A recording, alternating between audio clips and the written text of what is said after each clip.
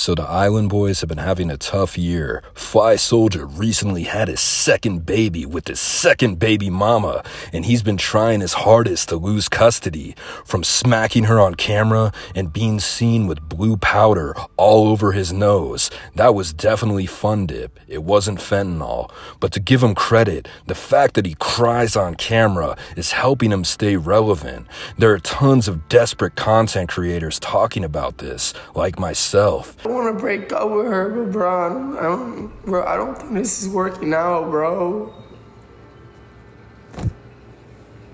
And his brother, Kodiak Red, is doing even worse, as he was briefly homeless, making videos outside, which is really sad because in 2021, they were making $40,000 a day and could have easily bought a modest property. Instead, they wasted their money on these super big Airbnbs and leasing cars that they couldn't afford. Easy money goes fast.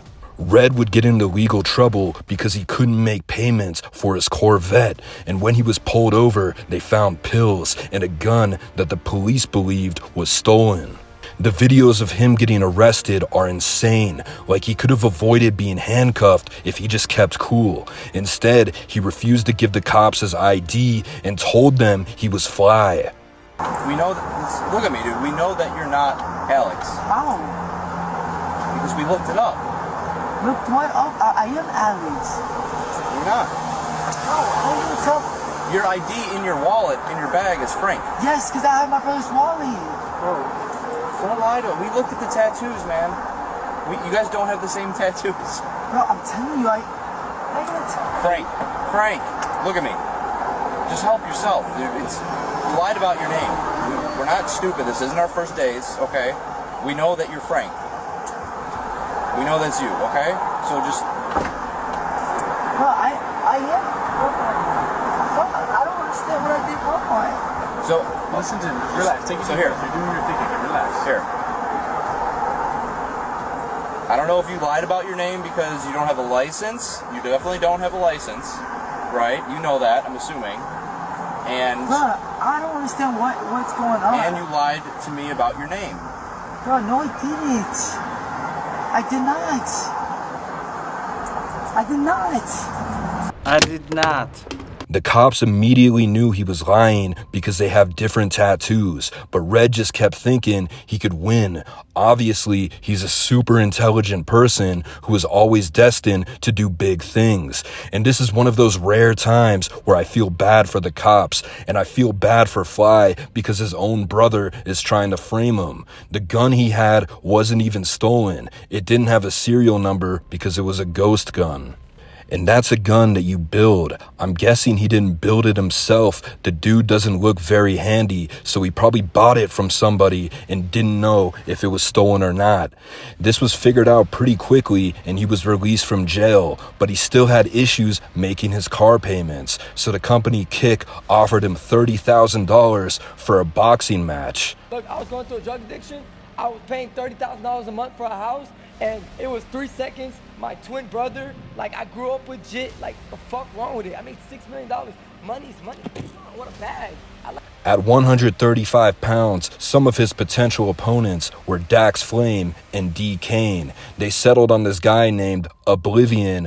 I don't know what the hell he does, and I don't care. The trash talking at the press conference was, as you expect, very cringy and uninteresting. Hey, did your bitch say your dick small? You got a micro pill? I do ain't what? Come on, dude. Come on, man. You probably want to see her because you with that gay shit. Hey, I'm slanging. He just admitted that. I bring my bitch. I'm slanging. What's up? I'm slanging. That's cool, bro. You kiss guys. There's two people I blame for influencer boxing. Conor McGregor made it trendy to trash talk, and even though it's always been a thing with Muhammad Ali, Conor became a huge superstar because of how funny he was. There were tons of people who weren't usually into boxing or UFC who suddenly liked it because of McGregor. Look at everybody up here. They're all dressed like me. They're all trying to talk like me. They're all trying to be me. From there, you had Jake Paul, a YouTuber, slowly getting into the boxing game, making tons of money. So now there's this trend of washed up influencers doing boxing matches. It's just corny. We're at the point where the president of UFC, Dana White, is commenting on the Island Boys. This is the equivalent of Roger Goodell, I think that's his name, commenting on Pee Wee football. And that's the Island Boy's girlfriend. Yeah. She's coming to watch Crown tonight. She make out with his brother too. Yeah, right? Tell me about it. Oh, they look like it.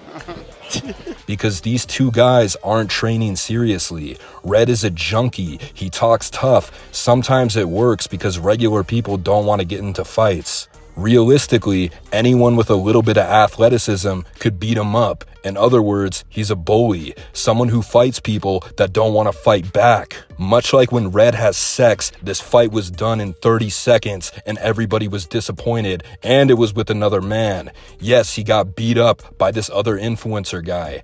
Dana White, who's a fight expert, is cringing like, what am I doing with my life? I hope Dana got at least 6 figures. I guess there were some actual boxers in the event, so that's good. They also had Aiden Ross, an influencer guy, comment with Dana, so that makes sense. Their girlfriends were getting in fights in the stands. Child, and you're gonna get your ass beat, huh? Yeah, you talk about our child, saying he's little. Strong ass. Hey, get up. God damn. I thought that was Drewski walking by. The baby's still ugly. I don't give a damn what she says. Yeah, it don't take away from what that baby look like. Just hopefully the baby grow up to be something better than what his daddy looked like. And afterwards, Red started crying, all bruised up.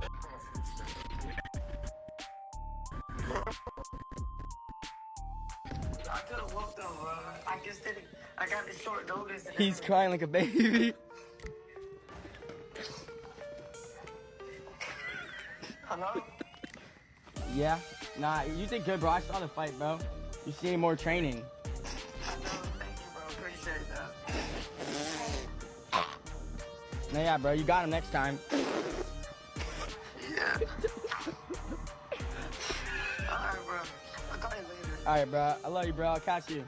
It's hard to feel bad for him seeing him cry, knowing how tough he talks. The dog with the loudest bark has the weakest bite. Overall, this fight was a huge waste of time, and it should have never happened, and I regret watching it.